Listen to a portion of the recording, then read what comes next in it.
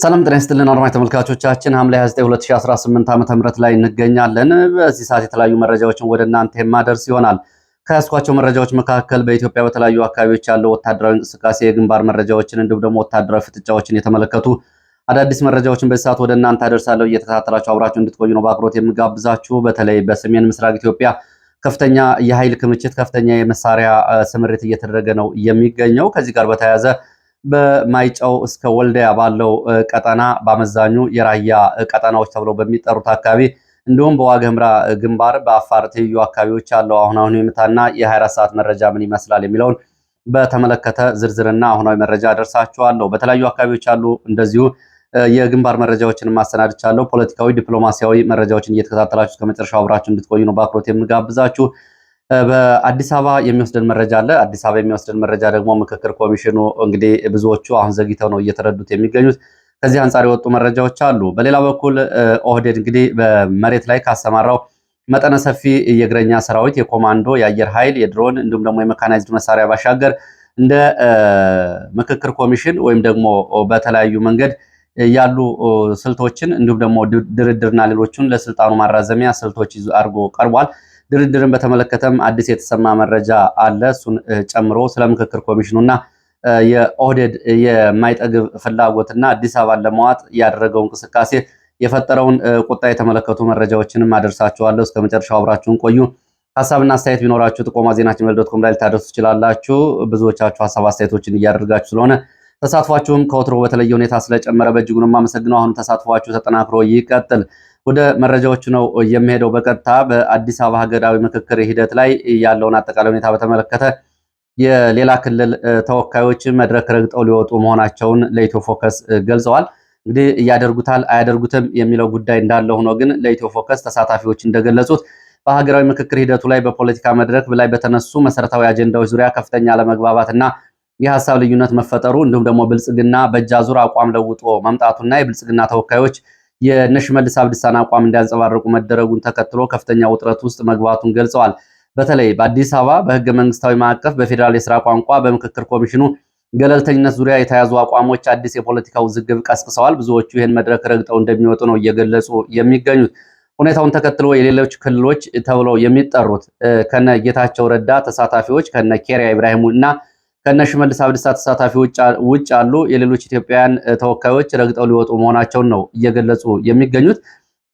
የውዝግቡ ዋነኛ መንስኤ እንግዲህ ቀደም ሲል አዲስ አበባ የሁሉም ብሔር ብሔረሰቦች ማዕከልና ራሷን የቻለች የፌዴራል መቀመጫ እንድትሆን ከተያዘው አቋምና ከኦሮሚያ ክልል ጋር ያላት ግንኙነት የጋራ ጥቅም በሚለው መርህ ላይ የተመሰረተ ይሁን ከሚለው አቅጣጫ በተቃራኒ ትላንትና እነ ሽመልስ አብዲሳ አስቸኳይ ስብሰባ ካደረጉ በኋላ ገዢው ብልጽግና ፓርቲ ድንገተኛ የአቋም ለውጥ አድርጎ መምጣቱ ተሳታፊዎች ላይ ድንጋጤ መፍጠሩን ገልጸዋል። ከተማዋ የኦሮሚያ ካልሆነ የፌዴራል መቀመጫ ወይም ደግሞ ፌዴራል በትውስጥ የሚቀመጥባት ከተማ መሆን አለባት የሚል አቋም ብልጽግና ለውጦ መምጣቱና እነ ሽመልስ ስብሰባ ይህንን ማስለወጣቸውን ተከትሎ ነው ተሳታፊዎቹ የሌላ ክልል ተሳታፊዎች ይህንን ረግጠን እንወጣለን ያሉት። በአዲስ አቋም ከቡድን 10 እስከ ቡድን 250 መድረኮች በጫና እንዲቀርብ መደረጉና የሂደቱንና እንዲሁም ደግሞ የአጀንዳው አቀራረብ ህገወጥነትን በተመለከተ ተሳታፊዎቹ ጭምር ገልጸዋል። በሌላ በኩል አማርኛ ብሔራዊ ቋንቋ ይሁን የሚለውን ጉዳይ በተመለከተ ይህንን አጀንዳ ተቀባይነት እንዳይኖረው ለማድረግ ሰፊ እንቅስቃሴ በኦህዴድና በነጌታቸው ረዳ የህወሓት የቀድሞ ህወሓት ተወካዮች አሁን እንግዲህ ያው ብልጽግና ሊባሉ ይችላሉ። በእነሱ ተወካዮች አማካኝነት አማርኛ የአገሪቱ ብሔራዊ የስራ ቋንቋ እንዳይሆን ከፍተኛ ሙግት እያቀረቡ ይገኛሉ። ከነዚህ መካከል በተለይ የቀድሞዋ የፌዴሬሽን ምክር ቤት አፈ ጉባኤ ወይዘሮ ኬሪያ ኢብራሂም ጨምሮ ጸረ አማራ አቋም አላቸው የተባሉ አካላት በአቀረቡት ሐሳብ ቋንቋው ብሔራዊ ከሆነ የጨቋኝ ትርክትን ይመልሳል ወይም ደግሞ የጨቋኝ ቋንቋ ነው፣ አማርኛ ብሔራዊ ቋንቋ መሆን የለበትም ከሚል ከኦህዴድ ሰዎች ጋር አቋም ይዛ የተከራከረችው ኬሪያ ኢብራሂም ነች። እንግዲህ ኬሪያ ኢብራሂም አንድ የተወጉት ጸረ አማራ ጥላቻ በየትኛውም ቦታ የህወሓት ሰዎች ቦታ ቢለውጡም እንደማይለቃቸውና በአማራ ጥቅም ላይ እስከ መጨረሻው ድረስ ለመቆም ያላቸውን አቋም የሚያሳይ ነው። በጣም አስገራሚ ነው። ኬሪያ ኢብራሂም የአማርኛ ቋንቋ ብሔራዊ ቋንቋ ከሆነ የጨቋኝ ወይም ደግሞ ብሔራዊ ጭቆና ነው የሚል ቃል በቃል ሐሳብ መግለጿን የገለጹት የመረጃ ምንጮች ተጨማሪ በአዲስ አበባ አወቃቀር ላይ ፍላጎታቸው ካልተከበረ ሰላማዊ ሰልፍ እንደሚወጡ የኦህዴድ ተወካዮች ጭምር ገልጸዋል። በተጨማሪም የሀገራዊ ምክክር ኮሚሽኑ ገለልተኝነት በጽኑ ጥያቄ ውስጥ መውደቁንም ተሳታፊዎች ገልጸዋል። ኮሚሽኑ በራሱ አጀንዳዎች ዙሪያ ምሁራዊ ትንታኔ እንዲሰጡ የመደባቸው ኮሚሽኑ ብቻ መለመልኳቸው ያላቸው አካላት ግልጽ ሴራ ሲሰሩ እጅ ከፍንጅ ተይዘዋል። እነዚህም ለኮሚሽኑ ቅሬታ አቀርቦባቸው አብዛኞቹ የኦህዴድ ሰዎች በመሆናቸው እንዲነሱ ጥያቄ ቢቀርብም ኦህዴድ እና ኮሚሽኑ ግን ይህን እንዲያደርጉ አልቻሉም። ያው ኮሚሽኑ የኦህዴድ ስለሆነ። በነገራችን ላይ በዚህ በኩል እንግዲህ እንደ ሚዲያ የምትከታተሉ አድማጭ ተመልካቾች ካላችሁ ከዓመታት በፊት ጀምሮ የምክክር ኮሚሽን የኦህዴድ ብልጽግና የቄጠማ ምርኩዝ ነው የሚፈልገውን ለማስፈጸም የሚጠቀምበት እንጂ በአወቃቀሩ በገለልተኝነቱ እንዲሁም ደግሞ ሀገሪቱ ካለችበት ጦርነት አንጻር በዚህ ሰዓት ገለልተኛ ሚና ሊጫወት አይችልም የሚሉ ጠንካራ ትችቶች ሲቀርቡ ቆይተዋል። አሁን ውጤቱ እየታየ ያለው እሱ ነው። ችግሩ ምንድነው? ብዙዎቻችሁ በሚዲያም ሲነገር እንዲሁም ደግሞ ሁኔታዎችንና ትንታኔዎች በቅድመ ሁኔታ ሲቀመጡ ሁኔታውን ተገንዝቦ አቋም ከመውሰድ ይልቅ ወደዛው ትገቡና በኋላ በዚህ ልክ ብዙዎቻችሁ እንግዲህ በተደጋጋሚ ተነግሯቸዋል። ምን ልታመጡበት ነው የምትሄዱት? በኢትዮጵያ ውስጥ መታወቅ ያለበት ጉዳይ አንድ አካል ማዕከላዊ ኃይል ካልተቆጣጠረ በስተቀር በየትኛው መንገድ የራሱን ጥቅም ሊያሳካበት የሚችለው አንድም መንገድ የለም። ይሄንን ሁሉም ማመን ይገባዋል። ማዕከላዊ መንግስቱን ባንኩንም ታንኩንም የተቆጣጠረው ኦህዴድ ጋር በየትኛውም መንገድ ብትደራደር፣ በየትኛውም መንገድ አብረህ ብትቀመጥ፣ በየትኛውም ሁኔታ ውስጥ አብረህ ብትቀመጥ ማዕከላዊ መንግስቱ ላይ ያለው ኃይል ስለሆነ የሚመዝነው ከዚህ አንጻር ልታስከብረው የምትችለው ጥቅም ተከራክረህ ተሟግተህ እንዲሁም ደግሞ በአደባባይም ሆነ በችሎት ልታስከብረው የምትችለው የህዝብም ሆነ የራስ ጥቅም እንደሌለ ሁሉም ሊያውቀው ይገባል። ለዛም ነው ኦህዴድ እንግዲህ በፖለቲካ ፍላጎቱም የፖለቲካ ንቅናቄና የፖለቲካ ጥሪዎቹ ራሱ ላለፉት 50 ዓመታት የተገነቡበት መንገድ እጅግ አደገኛ ነው። ከዛ በፊት እንግዲህ የወረራ ታሪኮችን ጨምሮ ይሄ ተደምሮበት አሁን ማዕከላዊ መንግስቱን ተቆጣጥሮ ከኦህዴድ ጋር ጥቅሜን አስከብራለሁ ብሎ መንቀሳቀስ በዚህ መንገድ በጠረጴዛ ዙሪያ ፈተና የሚሆነው ለዚህ ነው። ለማንኛውም በዚህ በኩል እንግዲህ ቀድሞ አቋም እንዲያዝበት በተደጋጋሚ በሚዲያ ሲቀርብ የነበረ ጉዳይ ስለሆነ አሁን የገባችሁ ሰዎች እያገኛችሁት ነው ያለውን ጉዳይ። እንግዲህ ይህን ልብ በሉ አድማጭ ተመልካቾቻችን። ባለፈው ሀገሪቱ የብሔርና የቋንቋ ፌዴራሊዝምን መከተል የለባትም ብሎ ብልጽግና በማዕከላዊ ኮሚቴ ከወሰነ በኋላ እነ ሽመልስ አብዲሳ ናዝሬት እንደገና ተሰብስበው ኦሮሞ አይፈርስም ይጠናከራል እንጂ የሚፈርስ ክልል የለም ብለው ውሳኔውን አስለውጠዋል።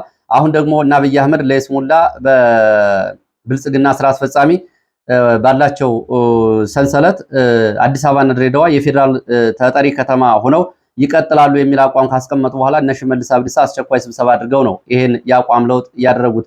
ስለዚህ ብልጽግና የሚባለው ሽመልስ አብዲሳ እንጂ ሌላ የሶማሌ ወይም ደግሞ እናረጋ ከበደ ወይም ደግሞ ከቤንሻንጉል ከጋምቤላ ወይም ከደቡብ የተወከሉ ሰዎች አይደሉም። የሽመልስ አብዲሳ ካሁን በፊት ከ7 ዓመታት በፊት እንደተናገረው ብልጽግናን በምንፈልገው መንገድ አዋቅረነዋል ያለው ሽመልስ አብዲሳ ለዚህ ነው። እንግዲህ ወደ ሌላው ጉዳያችን ስንሄድ ከዚህ ጋር በተያያዘ ያለው እውነታና ብሔራዊ ምክክር ኮሚሽኑ የቀረቡ ጥያቄዎች ለውጥ የማያመጣ ከሆነና እንደ ፖለቲካ አቋም የማይወሰድ ከሆነ የሌላ ክልል ተወካዮች ዛሬ ረግጠን እንወጣለን ብለዋል። የሚሆነውን አብረን የምናይ ይሆናል። ወደ ሌሎች መረጃዎች ስናልፍ ደግሞ እንግዲህ ኦህዴድን በተመለከተ ያለውን የፖለቲካ መራድና እንዲሁም ደግሞ ድንጋጤ የሚያሳይ ነው። በናይሮቢ የኢትዮጵያ ኤምባሲ አምባሳደር ባጫ ደበሌ በናይሮቢ መቀመጫውን ካደረገው ቢቢሲ ጋር ቆይታ አድርገዋል። ከዚህ ጋር በተያያዘ በኃይል አስተላለፍ ዙሪያ እንዲሁም ደግሞ በወታደራዊ የኃይል ስምሪት እና ወቅታዊ የአፍሪካ ቀንድ ጉዳዮች ላይ ሰፊ ማብራሪያ መስጠታቸውን መረጃዎቹ ይጠቁማሉ። ሙሉ ቃለመጠይቁ በሚቀጥለው አርብ እንደሚለቀቅ ቢቢሲ አካባቢ የተገኙ መረጃዎች ያሳያሉ። ቃለመጠይቁ ላይ የተለያዩ ጉዳዮች እንደቀረቡ ተቀንጭቦ ከተለቀቀው ባሻገር አምባሳደሩ የኦነግ ነጻነት ሰራዊትን፣ የፋኖ ኃይልን እንዲሁም ደግሞ የህወሓት ታጣቂዎችን እና የኤርትራን አጠቃላይ ሁኔታ አካተው ነው ቃለመጠይቅ እያደረጉት ተብሏል። ከዚህ ጋር በተያያዘ እንግዲህ የኤርትራና የወታደራዊ እንቅስቃሴ አጠቃላይ ወታደራዊ አቋምና በተመለከተ የመንግስት የበላይነት አለው የሚል ትረካ ለማስያዝና ካለው ውጥረት አንጻር አቅጣጫዎችን ወይም ደግሞ ፕሮፓጋንዳዎችን ለማሰማራት ወይም ደግሞ ስርጭት ሽፋን ለመስጠት የታሰበ ቢሆን በቢቢሲ እንዲቀርቡ ያለው መሬት ላይ ያለው ነባራዊ ሁኔታ ግን የሚለውጠው ነገር እንደሌለ ነው መረጃዎቹ የሚያሳዩት። ከዚህ ጋር በተያያዘ ኦህዴድ እየተከተለ ያላቸው ስልቶችስ ምን ይመስላሉ የሚለውን ትንታኔ በአጭሩ በዜና መልክ ወደ እናንተ ላቅርብ። እንግዲህ ኦህዴድ ብልጽግና በሶስት የፖለቲካ ወታደራዊ ግንባሮች ሰፊ ዘመቻ እያካሄደ ነው አሁን በዚህ ሰዓት የሚገኘው። ለዚህም እንግዲህ በሀገሪቱ ያለውን የፖለቲካና ወታደራዊ የበላይነቱን እንዲሁም ደግሞ የኢኮኖሚና የፖለቲካ ኢምፓየርነቱን ለማስቀጠል መጠነ ሰፊ ግንባሮች እያደረገ ነው። ይሄ እንግዲህ ከምናውቀው ውጊያ ባሻገር ዛሬ ደግሞ በጀርባ ድርድር የሚል ጉዳይ ይዘው መምጣታቸውን የሚገልጹ መረጃዎች አሉ። ስለዚህ መሬት ላይ በወታደራዊ ዘመቻ፣ በጀርባ በዲፕሎማሲያዊ ድርድር እንዲሁም ደግሞ በአዲስ አበባ ደግሞ ምክክር ኮሚሽን በሚል በሶስቱም አቅጣጫዎች ጥቅሞቻቸውን ለማስከበር እየተንቀሳቀሱ ነው የሚገኙት። መሬት ላይ ካለው ከአየር እስከ መካናይዝ ከሮኬት እስከ ሚሳይል ካለው ግዙፍ ጦርና አቅም ባሻገር በአማራ ክልል ካለው የፋኖ ኃይል ጋር ከፍተኛ ውጊያ ውስጥ ያለው ኦህዴድ በከፍተኛ ወታደራዊ ፖለቲካ አመራሩ ዘንድ ትጥቅ ማስፈታት እንዲሁም ደግሞ አዲስ አበባ አትገቡም፣ በአራት ክላሽ እየተወዛወዛችሁ የትም አትደርሱም የሚለው ንቀት የተሞላባቸውን የብርሃኑ ጁላ የአብይ አህመድ እንዲሁም ደግሞ የነ ጀነራል መሐመድ ተሰማ ንግግሮች አሁን 4 ኪሎ በር ላይ የመከላከልና ያለመከላከል አጀንዳ ከፍ ብሎ መጥቷል። እንግዲህ ትናንትና አምባሳደር ባጫ ደበሌ እነ ጃልመሮንም እነ ዘመነ ካሴም አዲስ አበባ አይገቡም፣ ብር ከፈለጉ ገንዘብ እንሰጣቸዋለን የሚለው መቀባጠር የመጣው መሬት ላይ የኃይል ሚዛን እየተዛባ ስለመሆኑ ይህንን ቀድሞ ስለገባቸውና ያለው ሁኔታ በደንብ ግልጽ ስለሆነ ነው። ፋኖ የህሉና ጥያቄ ይዞ መጥቶ በገንዘብና በጥቅማ ጥቅም ጉዳዩን አሳንሶ ለመመልከት ባጫ ደበሌ በዚህ ልክ ህዝብና የህዝብ ጥያቄ ንቀቱን በተሞላበት መንገድ እየገለጹ ያሉት እንደ ምክክር ኮሚሽኑ አይነቶች ጥያቄ አለን ብለው የቀረቡትን እንኳ በዛ መንገድ ለመደፍጠጥ የሚያደርጉት የተለያየ ግንባር ማሳያ ነው። አማራው አዲስ አበባ አትገባም ተብሎ ሕክምና ሲከለከል ደብረ ብርሃንና በሰላሌ መግቢያ በሮች ላይ ፖሊስ አቁመውና አዳነች አበቤና እነ አብይ አህመድ እንዲሁም ደግሞ እነ ሽመልስ አብዲሳ ሲከለክሉት የነበረው ህዝብ አሁን ደግሞ በፕሮፓጋንዳ አዲስ አበባ 4 ኪሎ አትገቡም የሚል እንግዲህ ይህንን እያሰራጩ ነው የሚገኙት። ለማንኛውም የህዝብ መሰረታዊ ጥያቄ አለው። የሚቀርቡ ጉዳዮች በመሰረታዊ ጥያቄውና በአካሄዱ ጉዳይ የሚቀርቡ ጥያቄዎች ለነ ሽመልስ ለነ ባጫ ደበሌ ወይም ደግሞ ለነ አብይና ለነ አዳነች አበቤ መሰረታዊ ሆነው ሊቀርቡ አይችሉም። እንደዛም ሊቀበሏቸው አይችሉም። ምክክር ኮሚሽኑ ላይ እንግዲህ ሁለተኛው ግንባራቸው የነ አብይ አህመድና የነ ሽመልስ አብዲሳ ምክክር ኮሚሽኑ ነው።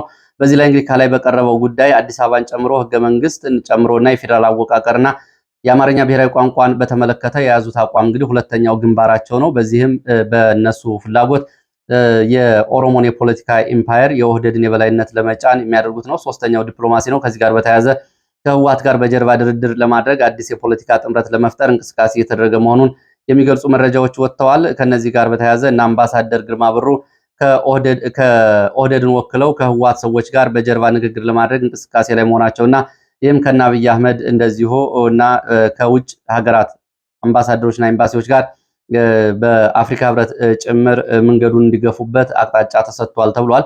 እንግዲህ በራያ ግንባር ያለው ጦርነት ከመፈንዳቱ በፊት እና አምባሳደር ግርማ ብሩ ከህወሓት ጋር ተደራድረው ጦርነቱ ይቆማል ወይስ አይቆም የሚለውን አብረን የምናየው ቢሆንም በዲፕሎማሲ በምክክር ኮሚሽን እና በግንባር ውጊያዎች ኦህዴድ በሚቀጥሉት ብዙ ዓመታት በኢትዮጵያ ውስጥ የበላይነቱን ለማስቀጠል እየሰራ መሆኑን ነው እነዚህ የሚያሳዩት። በአዲስ አበባ ወታደራዊ ምልመላና እስራት እንዲሁም ደግሞ አፈሳዎች ቀጥለዋል የሚሉ መረጃዎች ወጥተዋል። በአዲስ አበባ ከተማና በአዲስ አበባ ዙሪያ ባሉ አካባቢዎች ወታደራዊ አፈሳ እንዲሁም ደግሞ ፖለቲከኞችና የህግ ባለሙያዎች እስራት ተጠናክሮ ቀጥሏል። በከተማዋ በተካሄደ ያለው እስራት እርምጃ የፖለቲካና የህግ ባለሙያዎች ትላንትና ጀምሮ በቁጥጥር ስር ውለዋል። ፖለቲከኛ አበባ አካሉ ብዙዎቻችሁ ታውቁታላችሁ። ጠበቃና የህግ አማካሪ የነ ታየ ደንዳ ጠበቃ አበራ ንጉስን ጨምሮ ፖለቲከኛ ይስሐቅ ወልዳይን ጨምሮ እነዚህ በፖሊስ ተይዘው ተወስደዋል። በስም ያልተጠቀሱም በርካታ ሰዎች በከተማው መታሰራቸውን የሚገልጹ መረጃዎች ወጥተዋል። በሌላ በኩል በአዲስ አበባ በቀደም ሲል በመንግስት የወጣውን የመከላከያ ምልመላ ጥሪ ተከትሎ በፈቃደኝነት የሚመዘገቡ ወጣት በማጣታቸው ምክንያት ግዳጅ ወታደራዊ አፈሳው በተለያየ የሀገሪቱ ክፍሎች መስፋፋቱን መረጃዎች ጠቁመዋል። በተለይ በአዲስ አበባ በኦሮሚያና በአማራ ክልል የግዳጅ ምልመላ ተጠናክሮ ቀጥሏል። የአይን ምስክሮች እንደሚሉት አድማጭ ተመልካቾቻችን በመብራት መጥፋት ምክንያት ወደ ውጭ ወጥቻለሁኝ። ከውጭ ላይ ነው ቀረጻ የማደርገው። በዚህ ምክንያት የድምጽ መረበሽ ቢደርስባችሁ ከወዲሁ ይህን ግምት ውስጥ በማስገባት ይቅርታ ጠይቃለሁኝ። ወደ መረጃዎች ነው የምቀጥለው። በአዲስ አበባ አካባቢ ያሉ መረጃዎችን እያስከተልኩ ነው። መብራት የተቋረጠው ከዚህ ጋር በተያያዘ ወደ አዲስ አበባ ያለው አስገዳጅ ወታደራዊ አፈሳ እንሄዳለን። በአዲስ አበባ በፖለቲከኞችና እንዲሁም ደግሞ በወጣቶች ላይ የሚደረገው አፈሳ ቀጥሏል። ፖለቲከኞችና የህግ ባለሙያዎች ታስረዋል። ከዚህ ባሻገር ባለፉት ጥቂት ቀናት ብቻ በአዲስ አበባ ከ1500 በላይ ሰዎች ታፍሰው ተወስደዋል የሚሉ መረጃዎች ወጥተዋል። ከዚህ ጋር በተያያዘ ድርጊቱን የሚቃወም ወይም ደግሞ ድምጽ የሚሆን በመጥፋቱ በርካታ ሰዎች እየታፈሱ ወደ ወታደራዊ ማሰልጠኛዎች እየተወሰዱ ነው። በአዲስ አበባና በኦሮሚያ በአማራ ክልልና በተለያዩ አካባቢዎች ወታደራዊ አፈሳዎች ተጠናክረው ቀጥለዋል ተብሏል። በሌላ መረጃ ወደ ወለጋ እና ምስራቅ ወለጋ አካባቢ የሚወስድን መረጃ አስከትላለሁ። በምስራቅ ወለጋ ኪረሙ ወረዳ እና ዙሪያ ባሉ አካባቢዎች በፋኖ በመንግስት ኃይል በጃልመሮ ጦርና እንዲሁም ደግሞ በመንግስት በሚደገፉ የነ ጃልሞሲ ጦር መካከል ያለው አጠቃላይ ውጥረት ቀጥሏል። በአካባቢው የኔትወርክና የስልክ አገልግሎት ሙሉ በሙሉ በመቋረጡ ምክንያት ጉዳት መጠኑን እና መሬት ላይ ያለውን እውነታ በትክክል ለማረጋገጥ አዳጋች መሆኑን ነው መረጃዎቹ የሚያሳዩት። በዚህ ወለጋ ቀጠና ማለት ነው በአጊን፣ ሀሮ አዲስ ዓለም፣ ወዴሳ፣ ዲማ እና በቀድሞ አየር ማረፊያን ጨምሮ የመከላከያ ኃይል፣ የፋኖስ ኃይል፣ የጃልመሮ ጦር በየአቅጣጫው ከበባ ማድረጋቸው ታውቋል። ውጊያው በከባድ መሳሪያዎች ታገዘ እንደነበር ትላንትና የገለጹት የመረጃ ምንጮች በዛሬው ዕለት በሰውና በንብረት ላይ የደረሰውን ዝርዝር ጉዳት ለማረጋገጥ አዳጋች እንደሆነባቸው ገልጸዋል። በአካባቢው የሚገኙ ነዋሪዎች በተለይ የጨቢ ከተማ እና የኪረሙ ዙሪያ ነዋሪዎች ከተማዋን ለቀው እየወጡ መሆናቸውን ትላንትና መሻሹን የወጡ መረጃዎች ጠቁመዋል። በሌላ በኩል በኢትዮጵያና ሱዳን ድንበር አካባቢ በኩርሙክ ቀጠና የድሮን ጥቃት ተፈጽሟል በሚል የሱዳን ሚዲያዎች መረጃዎችን ይዘው ወጥተዋል። በሱዳን የብሉ ናይል ግዛት ወይም ደግሞ ጥቁር አባይ ግዛት ካልኩርሙክ መስመር የመድፍና የድሮን ጥቃት ከኢትዮጵያ አቅጣጫ ተፈጽሞብናል ሲሉ የሱዳን ሚዲያዎች ገልጸዋል። ለኢትዮጵያ መከላከያ ኃይል በሱዳን ጥቁር አባይ ግዛት ክልል አልኩርሙክ መስመር ላይ የመድፍ ጥቃት ተፈጽሞበታል የተባለው ቦታ ፋሺጋ የሚባል አካባቢ እንደሆነ መረጃዎቹ ጠቁመዋል። ይህንን በተመለከተ ከቤንሻንጉል ጉሙዝ ክልል ስልጠና የሚሰጠው አርኤስኤፍ እና በአረብ ኤሚሬትስ የሚደገፉ ታጣቂዎች ከኢትዮጵያ መንግስት ጋር በመሆን የመድፍና የድሮን ድብደባ ያደረጉበት በትላንትናው ዕለት ሐምሌ 28 2019 ዓ.ም ነው ሲሉ የሱዳን ሚዲያዎች ዘግበዋል። ወደ ትግራይና አካባቢ ያሉ መረጃዎችን አስከትላለሁ። በትግራይ ክልል ደቡባዊ አዋሳኝና በሰሜን ወሎ፣ በአፋር፣ በዋግኽምራና በራያ ቀጠናዎች ያለው አሁናዊ ሁኔታ በተመለከተ የሚከተሉትን መረጃዎች ወደ እናንተ አደርሳለሁ። በሰሜን ምስራቅ፣ በሰሜን ወሎ፣ በአፋር አዋሳኝ አካባቢዎች ከሁለቱም ግንባር ከትግራይና ከወልዲያ አፋር አቅጣጫዎች የሚደረገው ከፍተኛ ኃይል ክምችትና የከባድ መሳሪያ ማስጠጋት ተጠናክሮ ቀጥሏል። ሌሊቱን በርካታ ኃይል ወደ ከቆቦና አካባቢው በጮቢበር፣ አራዶም፣ ሮቢት፣ ቆቦ፣ ግራና ቀይ ባሉ አካባቢዎች ስምሪት መውሰዱን የወጡ መረጃዎች ገልጸዋል። ባለማጣ፣ ኮረም፣ ራያ ጨርጨር፣ ራያ ባላ፣ ራያ መሆኒ ቀጠናዎች ከፍተኛ የኃይል እንቅስቃሴና ወታደራዊ ግዳጅ ስምሪቶች መኖራቸውንም መረጃዎች ገልጸዋል። ይህንን በተመለከተ የሌሊቱን ወታደራዊ እንቅስቃሴና ስምሪት ባጭሩ ለመመልከት ያክል በራያ ባላና ጨርጨር ከዞብል እስከ ራያ ጨርጨር በዋናነት ቢሶበርና ሸቃይ ከተማን ማዕከል ያደረገ በራያ ባላ 7 ቀበሌዎች ላይ ህወሓት ሌሊቱን ከፍተኛ ኃይል አስፍሯል። አለማጣ አዋሳኝ አካባቢዎች ባይባዋ፣ ዲማ፣ ቅልሻ፣ ቆጫ፣ ዋልካ ተብሎ የሚጠሩት አካባቢዎችና በእነዚህ አካባቢዎች የደጀን ጦር በሚል ህወሓት በርካታ ኃይል ሌሊቱን ማስገባቱ ታውቋል። በተመሳሳይ በራያ አለማጣ ተራራማ አካባቢዎች እና ባቡር ጣቢያ ህብረት አዲስ ቅኝን ተከትሎ ደግሞ የሎጂስቲክ እና ወታደራዊ የህክምና ማዕከላት ማዘዣ ጣቢያዎች እንዲሆኑ ካምፕ እየተቋቋመ መሆኑን መረጃዎቹ ገልጸዋል። በደጋማው አካባቢዎች መረዋ፣ ዶጊያት፣ ጀመዶ፣ ባይባዋ ተብሎ ወደሚጠሩ ባለማጣ በኩል ወደዚህ ሰሜን ወሎ ደጋማ መስመሮችም የኃይል ስምሪት መደረጉን የወጡ መረጃዎች ገልጸዋል። ከራያ አለማጣ ወደ ራያ ቆቦ፣ ከራያ ባላ ወደ ራያ መሆኒ፣ ከአፋር አዋሳኝ እንዲሁም ደግሞ ወደ ራያ አዘቦና አካባቢው፣ ከራያ ዛታና ወፍላ ወደ ዋግ ሰሜን ወሎ አካባቢዎች ከፍተኛ ኃይል ስምሪት መኖሩ ሲታወቅ ቢሶበር፣ ጮቢበር፣ ቆቦ አለማጣ ዋና መስመር፣ ራያ መሆኒ፣ ራያ ጥሙጋ፣ ራያ ዋጃ፣ ባርጎ ተብሎ የሚጠሩት አካባቢዎች ከፍተኛ የጦር መሳሪያ ክምችት ያለባቸው አካባቢዎች ናቸው። ከቆቦ ተጨማሪ የመንግስት ኃይል ወደ ላስታ መገንጠያ ዛሬ ማለዳ እንቅስቃሴ ማድረጉን ተከትሎ ውጥረቱ በከፍተኛ ሁኔታ ጨምሯል ነው የተባለው። በአጠቃላይ በህወሓት በኩል አርሚ 31 በኮረም በኩል የነበረውን ኃይሉን ወደ አለማጣ ወረዳ መረዋ ክላስተር ስለማዛወሩ የወጡ መረጃዎች ገልጸዋል። በአቆጅራ፣ ዶጊያት እንዲሁ ደግሞ ወደ ሰሜን ወሎ ደጋማ አካባቢዎች ስምሪት የሰጣቸው የህወሓት ታጣቂዎች ስምሪት እና እንቅስቃሴ እያደረጉ ነው። አርሚ 15 ከመረብ ማዕቲ፣ ማይ ቀይህ ወደ አዲ ጉዶም፣ አራ፣ አሰገር ተብሎ ወደሚጠሩት አካባቢዎች ከሐምሌ 28 ጀምረው እንቅስቃሴ እያደረጉ ይገኛሉ። ባራጉር ከአከዛ ተብሎ በሚጠሩ አካባቢዎችም እንደዚሁ ዙ 23 የህወሓት መሳሪያዎች ወደ አካባቢው መጠጋታቸውን መረጃዎች ይገልጻሉ። ከአራጉር ወደ ካዛ ከአየር መቃወሚያ ባሻገር ሌሎች የቡድን መሳሪያዎችም እንቅስቃሴ ላይ መሆናቸው ተገልጿል። በና ካምፕ እና በሸረና አካባቢ የነበረውን ውጊያ በተመለከተም እንደዚሁ የአርሚ 13 እና አርሚ 7 ከፍተኛ ወታደራዊ ውድመት ደርሶባቸዋል የሚሉ ተጨማሪ መረጃዎች ወጥተዋል። በሸሪና ገዳሪፍ አቅጣጫ የሁመራ አዋሳኝ አካባቢዎች የሚገኙ አካባቢዎች በቁጥጥር ስር ውለዋል። የህወሓት ታጣቂዎችም አካባቢውን ለቀው ወጥተዋል። በአከር አካባቢ እንዲሁም ደግሞ ግዴማና የአርሚ 13 የጦር መሳሪያ ዲፖ ሙሉ በሙሉ መያዙንና በተሽከርካሪዎች ወደ ባከርና ሁመራ መጫኑን መረጃዎቹ ገልጸው አሻባ ተብሎ የሚጠራው አካባቢ የህወሓት ታጣቂዎች የጉዳት የደረሰባቸውን ሕክምና እንዲሁም ደግሞ የሞቱ እየቀበሩ እንደሆነ ተገልጿል። ይህንን በተመለከተ ደግሞ ህወሓት መግለጫ አውጥቷል። የትግራይ መከላከያ ኃይል እያለ ህወሓት ባወጣው መግለጫ ሐምሌ 28 ቀን በመከላከያ ሰራዊታቸው የነሱ ማለት ነው በሸረሪና በኩል የተከፈተውን ጥቃት በመልሶ ማጥቃት በጽናት መመከታቸውን ገልጸው በጥቃቱ የጠላት ኃይል በሺዎች የሚቆጠሩ ሙትና ቁስለኞችን ታቅፎ ከፍተኛ ጉዳት አስተናግዷል። የጠላትን የሐሰት ፕሮፓጋንዳ ማንም እንዳይሰማ በሚል የትግራይ ታጣቂ አዛዦች መግለጫ አውጥተዋል። በሱዳን ያለውን ሁኔታ በተመለከተ ደግሞ በሱዳን ከፍተኛ ወታደራዊ አዛዥ መገደላቸው ተሰምቷል። በሱዳን ምዕራብ ዳርፉር ክልል አልጀይና ተብሎ የሚጠራው አካባቢ የፈጥኖ ደራሽ ኃይሉ ወታደራዊ አዛዥ ብርጋደር ጀነራል ማሃዲ ጀበል ሙን ተገድለዋል። የሱዳን ነጻነት ንቅናቄ መሪና የጋራ ኃይሎች ባደረጉት ውጊያ ነው ሚኒ ኦርክ ተብሎ በሚጠራው አካባቢ የተገደሉት። የአዛዡ መገደል ተከትሎ የአርኤስኤፍ ወታደራዊ ኪሳራ ጨምሯል ተብሏል። ፈጥኖ ደራሽ ኃይሉ የዜና ምንጮች የሰውየውን መሞት ማረጋገጣቸውን የሱዳን ሚዲያዎች ዘግበዋል። በሌላ በኩል በኮርዶፋን መስመር የሱዳን መከላከያ ሰራዊት ከ3 ቢሊዮን ዶላር በላይ የሚያወጣ የተራቀቀ የጦር መሳሪያ ድሮኖችን ጨምሮ ከአርኤስኤፍ መማረኩን ገልጿል። የሱዳን ጦር ኢታማዦር ሹም ያሲን አላታ ሰራዊታቸው በሁሉም ግንባሮች እያሸነፈና አርኤስኤፍን ሙሉ በሙሉ እየደመሰሰ እንደሆነ ገልጸዋል። በሚቀጥሉት ቀናት እስከ ታህሳስ መጨረሻ ሙሉ በሙሉ እንደመሳለን ብሏል ያሲን አላታር። ከ750 በላይ የአፋር ብሔር ተወላጆችን ደግሞ አርኤስኤፍ በግዳጅ ወደ ውጊያ አስገብቷል። በሱዳን እየተካሄደ ያለውን ውጊያ ተከትሎ 21 የአሜሪካ ሴናተሮች በአካባቢው ለአሜሪካ የውጭ ጉዳይ መስሪያ ቤት ማርኮ ሮቢዮ ለውጭ ጉዳይ መስሪያ ሚኒስትሩ ደብዳቤ ጽፈዋል። ለአቡዳቢ አሜሪካ ማዕቀብ እንድጥልባትና ማስጠንቀቂያ እንድትሰጥ የሚል ነው ይህንን ሴናተሮቹ የጠየቁት።